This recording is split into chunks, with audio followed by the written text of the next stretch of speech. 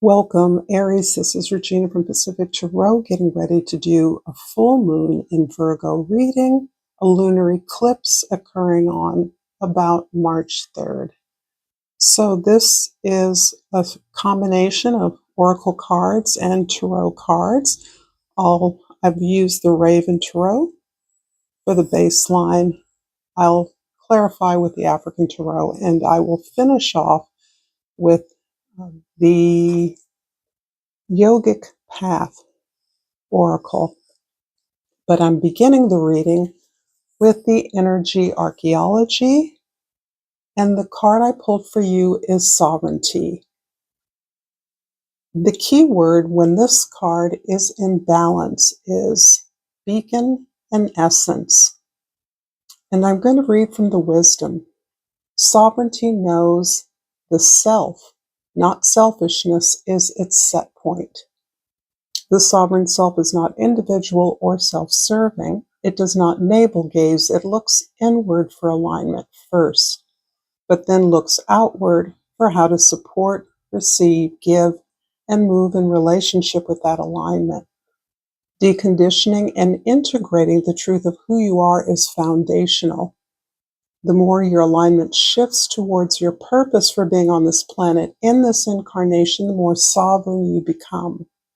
The deeper you trust your sovereign energy and alignment, the more you understand your responsibility to others and shift grids, heal timelines, and create immeasurable change in the world. Beholden to your alignment and its transmission into the world, you become one unto yourself. Responsible for transmitting and nurturing this essence, you come into community. Beautiful energy. I'm going to talk a little bit about the astrology upcoming that is pulling into focus as we speak. First and foremost, Mercury being retrograding, just having begun its retrograde period, is allowing us time to readjust, realign, to review actions, words we've implemented or are beginning to implement in the last couple of months. And so we have an opportunity to withdraw in so that we have a better perspective over what we have begun to accomplish or are intending to accomplish. This allows us to integrate body wisdom, which I feel is really at the core for many of us during this particular lunar eclipse. The idea of the mind-body axis, orienting our coping routines and habits so that we are focusing less on body control and more on alignment with our purpose, and allowing ourselves to release coping mechanisms that are no longer necessary. So sovereignty speaks to that. It is about allowing that shifting, that moving into greater alignment so that you can, in fact, be of service to others, which is the intention of many of you. In the past, this card, the Hermit, is representing the Sun, and this is the Sun currently in Pisces, resonates beautifully with the Hermit. We're still allowing ourselves to experience a range of emotions, look at our illusions from the past, and align them in a way that creates an illumination, awareness, a clarity of our conscious movement forward. So we're dispelling illusions. And along with the dispelling of those illusions is a readjustment in our emotional space. What has been taking up space in your body and in your mind is now opened up, liberated, so that you can begin to glimpse possibilities that are available to you. The energy for the moon is the Five of Swords. This is talking about the energy in opposition to the sun, but also where awareness is crystallized. So this card is speaking about the old ideas. This is a theme that is running through. Old ideas, old thoughts, old tensions, old arguments and disagreements that arise primarily from an old version of yourself, or your need to respond or reflect or deflect from an old version of yourself that was around the way others expected you to be, and the way you learned to cope with that, to assert your independence in ways that felt less intentional and more protective. These habits and coping mechanisms are naturally things that have been socially imposed, quite often as a result of our childhood, our family story, but also within whatever cultural space we live in. The unspoken rules and regulations, the unspoken expectations for our behaviors, and the path that we should be taking. And for those of you I'm reading for, you have responded fiercely to those constrictions, and that you have often moved from a place of anger, frustration, rage, or pain, sorrow, in a way that you didn't felt seen. So I feel like these energies are really rubbing up against each other in the current lunar eclipse, and they are particularly impacting those very routines, habits, ways that we try to be productive and efficient in our communities, those we work with. In the present, the High Priestess. This feels like, in many ways, the theme. The idea that as in reflection, you're able to be in stillness. This is about being silent in ways that perhaps you were often quite outspoken, even contestatory in the past. This is a place where you are holding this wisdom that you are learning that now arises from within you. And this is how you have learned the futility of arguing with others, putting our energy into contesting the way that we are being treated or seen, rather than simply holding the wisdom of our clarity within us. And I feel like you really are seizing this sacred opportunity to be within, that is allowing you to adjust the way you expend your energy in implementing ideas, because my sense here is that you are moving away from something that has held you in thrall for a while, and you're now looking to new possibilities, exploring new pathways, building new relationships based on ideas, intentions. You're not the person that needed to protect yourself anymore.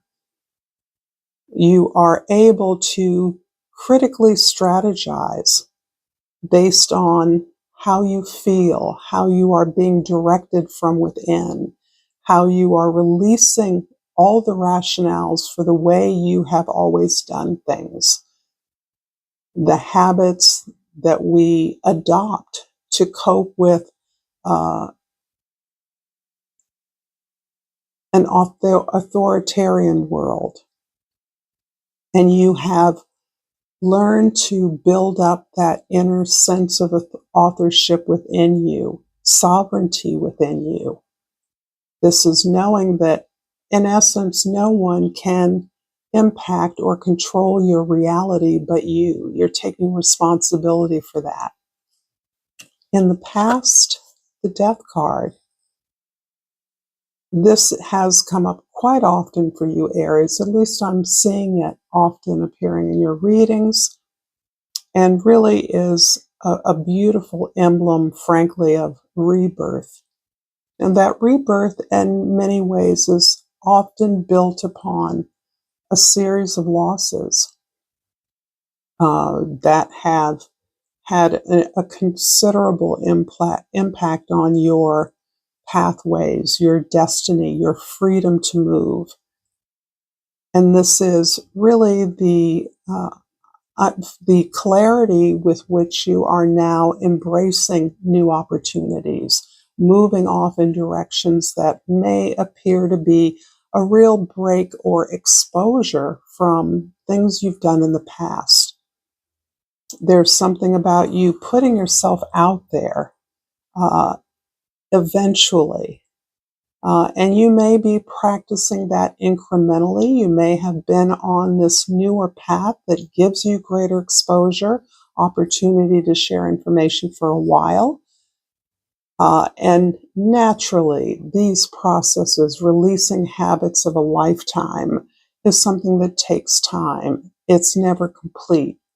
It's always occurring. We gain new insights as we move through, and we cleanly or not so cleanly separate ourselves from things that once held us back. And these aren't always people or situations as much as they are the energy underlying those situations. That's what you're able to see now with this high priestess energy.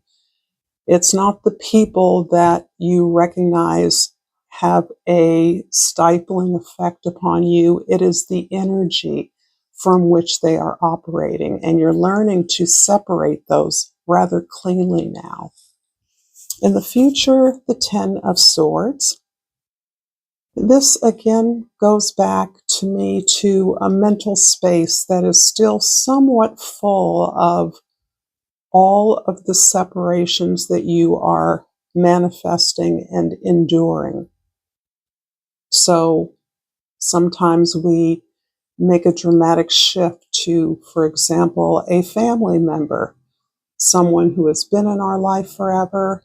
This can be a sibling in particular rather than a parent, but it can be anyone. It can be a friend. It can be a lover or an ex-lover. But there's a way that you are still occupied with the release of that story, which means it still occupies your mental space.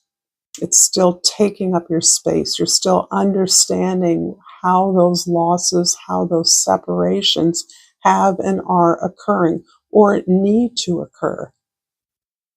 And that is what at times leads to a sense of overwhelm or a burdensome excitement, and anxiety even, in which you feel palpably the changes within your body, but are still not able to see the evidence of them in the world yet. I hope this reading is resonating for you, Aries. If so, please like and subscribe to my videos. I appreciate all of you who support me in all the ways that you do. I'm going to clarify the past, the Death card with the Queen of Wands, the present with the Magician, the High Priestess and the Magician. Wow. And the Death turned over for the Ten of Swords, but underneath that was the Four of Wands. I hope you can see all those cards. And let's start with the past.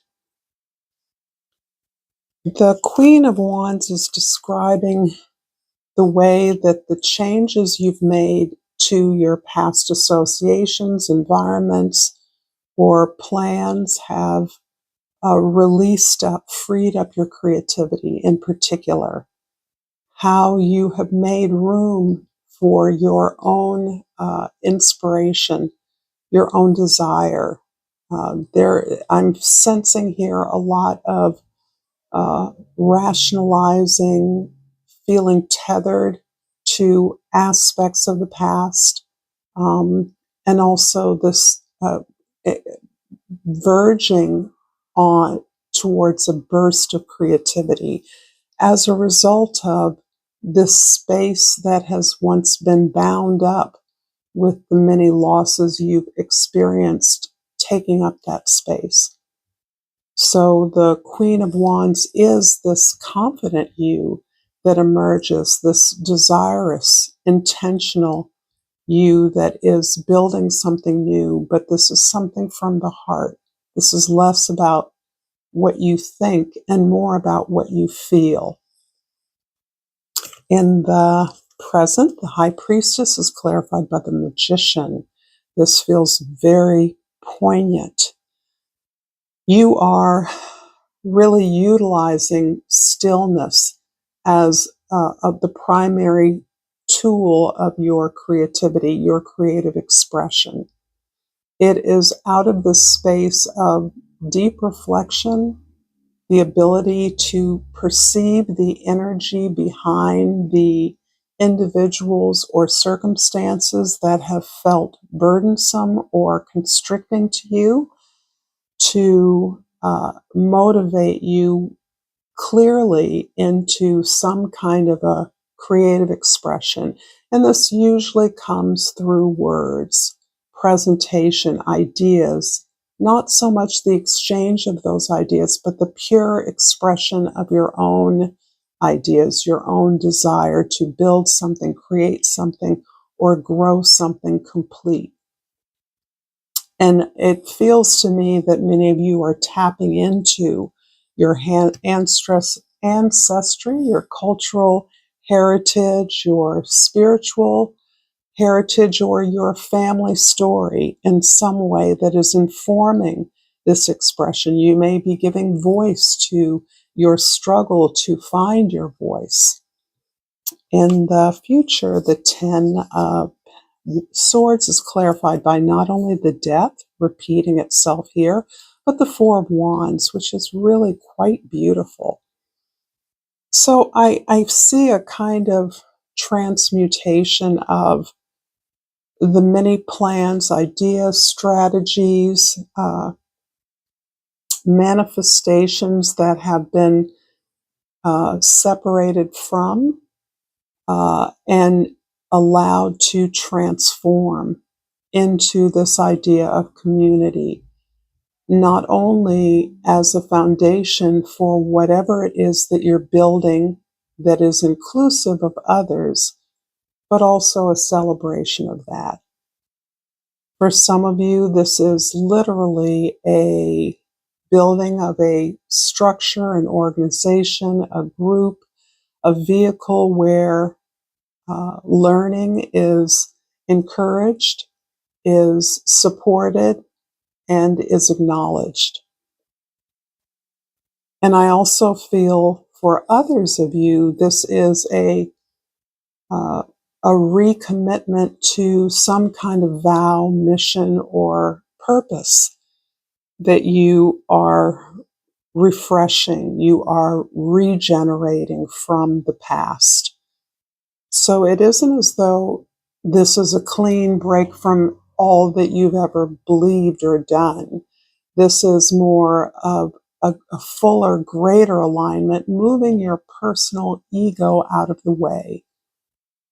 And so in that way, you are more capable, more prepared, more efficient in your implementation of this new idea, this creation, this thing that you are building, this expression that is mandatory for you, compulsive almost. And the power of this is really picking up steam as it speaks to the unconscious, the collective unconscious, those things that we all need, we all respond to, we all desire. I'm going to finish up this reading with a yogic path oracle, and